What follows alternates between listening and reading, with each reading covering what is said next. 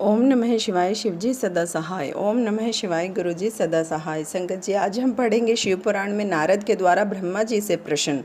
नारद जी मृत्युलोक में पहुंचकर शिवलिंग के दर्शन करने लगे। मृत्युलोक में उन दो रुद्रगणों ने नारद जी को देखकर उनसे श्राप मुक्ति का उपाय पूछा। तब नारद जी ने बताया, हे रुद्रगणों, उस समय शिवजी की माया से मेरी मति मारी गई थी। इससे मोहवश मैंने तुम्हें श्राप दे दिया था। इसलिए अब आप श्राप से मुक्ति का उपाय सुनो। तुम दोनों मुनि के वीर्य से राक्षसी कुल में जन्म लोगे। तुम प्रतापवान और वैभवशाली बनोगे। तुम सदा शिव जी के भक्त बने रहोगे। कई वर्षों के पश्चात भगवान श्री राम का अवतार होगा। तुम उनके हाथों मारे जाओगे, तब तुम्हारा उद्धार हो जाएगा। मृत्युलोक में नारद जी शिव तीर्थों का भ्रमण करने के पश्चात ब्रह्मलोक में गए। वहां पर ब्रह्मा जी को प्रणाम कर विष्णु स्वरूप को समझकर शिव जी की कृपा और प्रसन्नता के विषय में उनसे पूछा। ब्रह्मा जी बोले, हे पुत्र, तुमने बहुत ही लोक कल्याणकारी प्रश्न पूछा है। महाप्रलय के समस्त संसार जंगम नष्ट, स्थावर जंगम नष्ट हो गए थे। सूर्य, चंद्रमा, ग्रह, तारे, वायु, पृथ्वी, जल सब नष्ट हो चुका था। केवल आकाश ही शेष बचा था। सत असत कुछ भी नहीं बचा था। उस समय केवल अनंत स्वरूप परमानंद सदाशिव ही व्याप्त थे।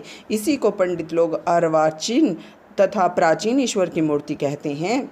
उसने अपने शरीर से कभी नष्ट होने वाली शक्ति प्रकट की। वह शक्ति जननी कहलाई। शिवजी ने उस पराशक्ति के साथ शिवलोक क्षेत्र की रचना की, जो काशी के नाम से जाना जाता है। यह क्षेत्र सर्वोपरि और मोक्ष प्रदान करने वाला है। प्रलय काल में भी यह क्षेत्र शिव पार्वती से रहित नहीं रहता है। इसी कारण इस क्षेत्र को अविमुक्ति कहते हैं। शिव ने धनुष धारण कर यहाँ एक आनंद कानन बनाया था। उसमें शिव पार्वती ने रमण करते हुए एक दूसरे पुरुष के निर्माण की इच्छा व्यक्त की और सोचा कि उसे काशी का भार सौंपकर काशी में शांति से शयन करेंगे। यह निश्चय कर दक्षिण भाग के दशम अंश से सुधा रूप आसव का स्राव किया, जिससे त्रिलोकी में एक अन्य पुरुष का आविर्भाव हुआ। शिवजी ने उस पुरुष का नाम विष्णु रखा। शिवजी ने विष्णु को सर्व साधन प्राप्त करने के लिए तप करने को कहा।